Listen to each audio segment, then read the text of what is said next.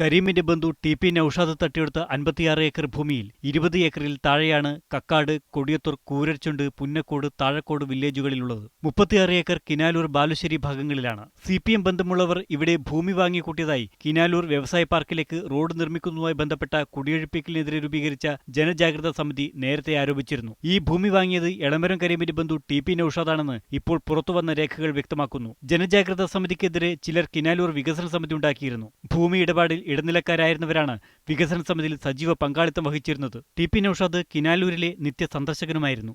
അന്ന് ഭരണത്തിലുണ്ടായിരുന്ന കക്ഷിയുടെ താല്പര്യങ്ങളനുസരിച്ച്, അവരുടെ നിർദ്ദേശങ്ങളനുസരിച്ച്, അവരുടെ ഡിക്റ്റേഷൻ അനുസരിച്ച് തട്ടിക്കൂട്ടിയ ഒരു സമിതി മാത്രമായിരുന്നു വികസന സമിതി. പ്രൊഫഷണൽ ബ്രോക്കർമാരുടെ ഒരു സംഘടനയായിരുന്നു.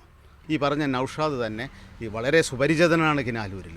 കുടിയൊഴിപ്പിക്കലിനെതിരെ സമരം നടത്തുന്നത് തീവ്രവാദികളും ദേശവിരുദ്ധരുമാണെന്നാണ് അന്ന് എളമരം കരീം കുറ്റപ്പെടുത്തിയത്. സ്ത്രീകളടക്കം പങ്കെടുത്ത പ്രതിഷേധത്തിനു നേരെ ഇടതു സർക്കാരിന്റെ കാലത്ത് ലാത്തിച്ചാർജുമുണ്ടായി. കിനാലൂർ പദ്ധതിയിൽ എളമരം കരീമിന് അമിത താൽപര്യമുണ്ടെന്ന് നാട്ടുകാർ ആരോപിച്ചിരുന്നു. ബന്ധു നൌഷാദിന്റെ ഭൂമി ഇടപാട് പുറത്തുവന്നത് ഈ ആരോപണങ്ങൾക്ക് ബലമേകുകയാണ്.